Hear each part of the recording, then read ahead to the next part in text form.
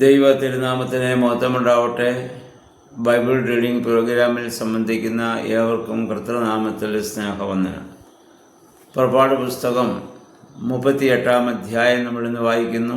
ഈ 38-ാം അധ്യായത്തിൽ നമ്മൾ നേരത്തെ ചിന്തിച്ചതുപോലെയുള്ള ദഹന ബലിപീഠം, കൂടാരാങ്കണം, ഉപയോഗിച്ച ലോകങ്ങളെക്കുറിച്ചൊക്കെയാണ് നമ്മൾ വായിക്കുന്നത്. ഇതുമായി ബന്ധപ്പെട്ട് നമ്മൾ ചില കാര്യങ്ങൾ സമാഗമന കൂടാരവുമായി ബന്ധപ്പെട്ട് നേരത്തെ നമ്മൾ ചിന്തിച്ചതാണല്ലോ.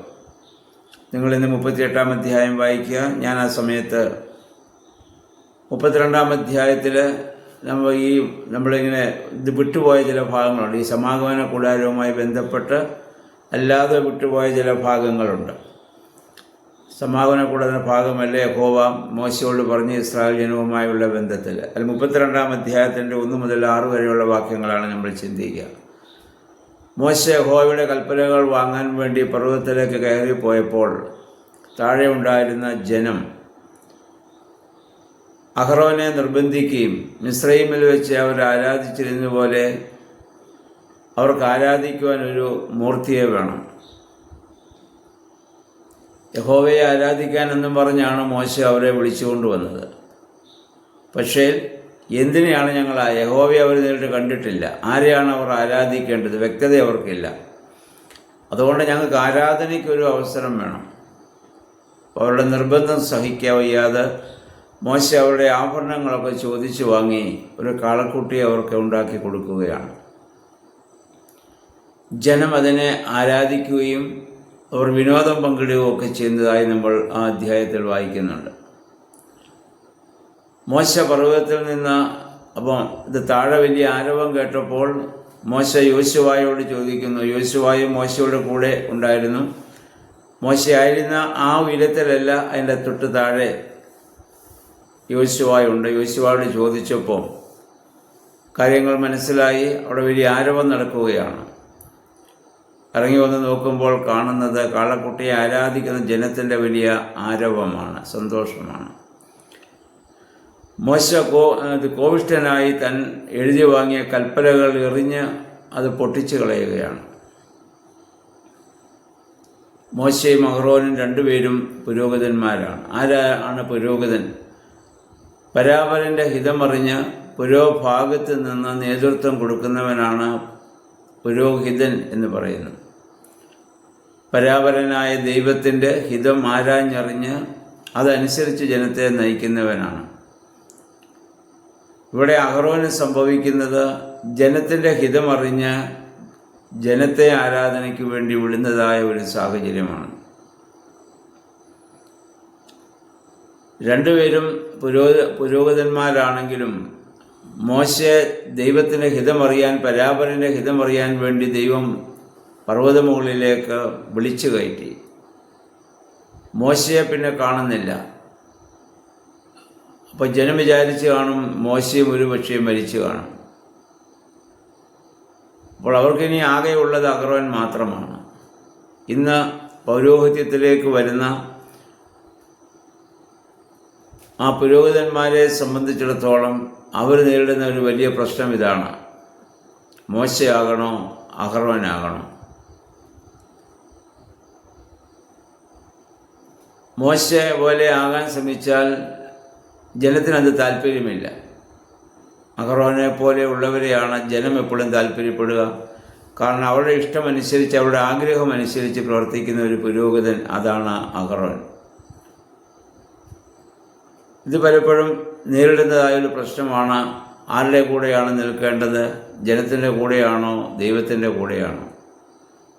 ജനഹിതവും ദൈവഹിതവും എപ്പോഴും ഒന്നല്ല. ജനത്തിൻ്റേത് ആഗ്രഹങ്ങളാണ്.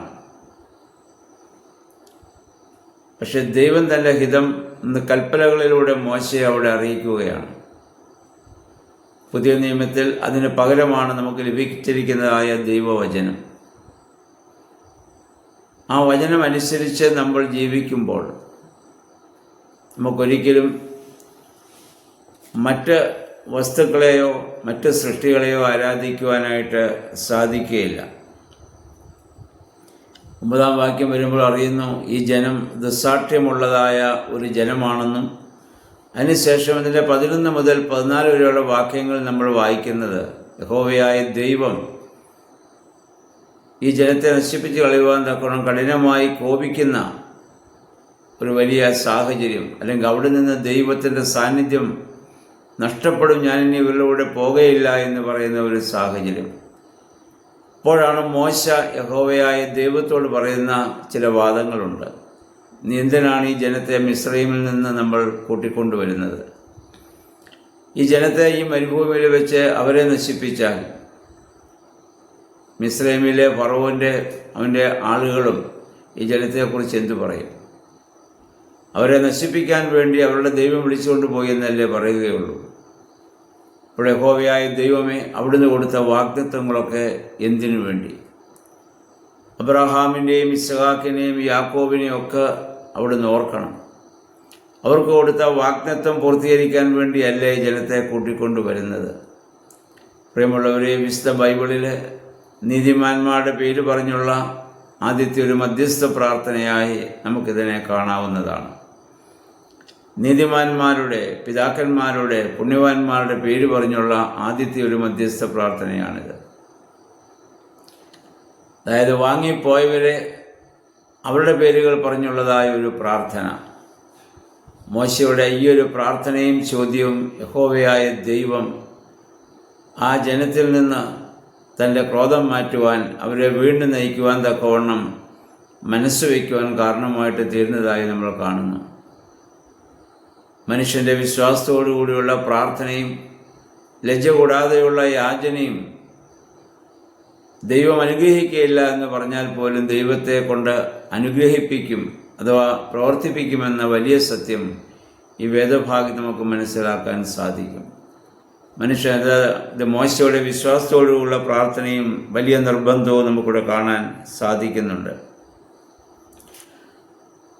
അതിനുശേഷം മോശ എന്ത് ചെയ്തു എന്ന് 21 മുതൽ വാക്യം നമ്മൾ വായിക്കുന്നു. ഈ കാളക്കുട്ടിയെ അത് ഇടിച്ച് പൊടിച്ച് വെള്ളത്തിൽ കലക്കി അത് ആ ജനത്തെ അവിടെ കുടിപ്പിക്കുകയാണ്. ഇനി ഒരിക്കലും അവർ ചെയ്യാതിരിക്കത്തക്കവണ്ണം അതിനെ നാമാവശേഷമാക്കി കളയുന്നതായ ഒരു സാഹചര്യം. അതിനുശേഷം ഈ ബിംബത്തെ ആരാധിച്ച 3000-ഓളം പേരെ ലേവ്യർ മുഖാന്തരം അവിടെ കൊല്ലുകയാണ്. ആരെ ഇവരോട് പകരം ചെയ്യും എന്ന് ചോദിച്ചപ്പോൾ ലേവ്യർ മുന്നോട്ട് വരികയും, ഒരു പുരോഹിത ഗോത്രമാണ്, അവർ വന്ന് ആ ജനത്തെ മുഴുവൻ ഇല്ലായ്മ ചെയ്യുന്നതായ ഒരവസ്ഥയാണ്. അവരെയെല്ലാം അവിടെ കൊന്നുകളയുകയാണ്. പുതിയ നിയമത്തിൽ നമ്മൾ ആരെയും ഇവിടെ നമ്മൾ കൊല്ലുകയല്ല. കൊല്ലുക എന്ന് പറഞ്ഞാൽ അവരെ ആ ഒരു ആരാധനയെ അല്ലെങ്കിൽ ആ ഒരു മനോഭാവത്തെ പൂർണ്ണമായും നീക്കിക്കളയുന്നതായ ഒരു അനുഭവമാണ്. ദൈവത്തിൻ്റെ പരിശുദ്ധാത്മാവാകുന്ന മോശ നമ്മുടെ ഹൃദയങ്ങളിൽ ഇടപെടുമ്പോഴാണ് മറ്റ് പ്രകൃതി ശക്തികളെ അല്ലെ ജീവജാലങ്ങളെയൊക്കെ ആരാധിക്കുന്നതിൽ നിന്ന് നമുക്ക് വേർപെട്ട് നിൽക്കുവാൻ, അതല്ലെങ്കിൽ അങ്ങനെയുള്ളതിനെയൊക്കെ ഇല്ലായ്മ ചെയ്യുന്നൊരവസ്ഥയിലേക്ക് വരുവാൻ നമുക്ക് സാധിക്കുന്നത്. 32-ാം വാക്യം വായിക്കുന്നു, മോശയുടെ പേര് പുസ്തകത്തിൽ നിന്ന് മായ്ക്കാതെ പാപം ചെയ്തവരുടെയൊക്കെ പേര് യഹോവയായ ദൈവം നീക്കിക്കളയുന്നതായ ഒരു സാഹചര്യം. നമ്മുടെയൊക്കെയും പേര് മാമോദീസായിലെ സ്നാനത്തിൽ ജീവൻ്റെ പുസ്തകത്തിൽ എഴുതപ്പെട്ടതാണ്. എഴുതപ്പെട്ട പേര് മായ്ക്കപ്പെടാതെ എന്നും നിലനിൽക്കണമെങ്കിൽ സത്യദൈവമായ യഹോവയെ ആരാധിക്കുന്ന അനുഭവം ഉണ്ടാകണം. നമ്മുടെയൊക്കെ ഹൃദയങ്ങളിൽ ഓരോ കാളക്കുട്ടികൾ മിക്കവാറും ഉണ്ടാകാറുണ്ട്. ഭൗതികമായ അതിനെ നമ്മൾ ആരാധിക്കുന്ന, ദൈവത്തെക്കാളധികം സ്നേഹിക്കുന്ന ഒരു മനോഭാവം കാളക്കുട്ടിയെ ആരാധിക്കുന്നതിൻ്റെ ഒരു പ്രതീകമാണ്. അതിൽ നിന്ന് സത്യദൈവത്തെ മാത്രം ആരാധിക്കുന്ന, ദൈവത്തിൻ്റെ വചനത്തിന് വേണ്ടി മാത്രം കാത്തിരിക്കുന്ന ഒരു വിശ്വാസത്തിൻ്റെ പൂർണ്ണതയിലേക്ക് കടന്നു വരുവാൻ ദൈവമേ, പരിശുദ്ധാത്മാവെ ശക്തീകരിക്കണേ. നമുക്ക് പ്രാർത്ഥിക്കാം. എല്ലാവരും 38-ാം അധ്യായം ഇന്ന് വായിക്കുക. ദൈവം നിങ്ങളെ അനുഗ്രഹിക്കുമാറാകട്ടെ.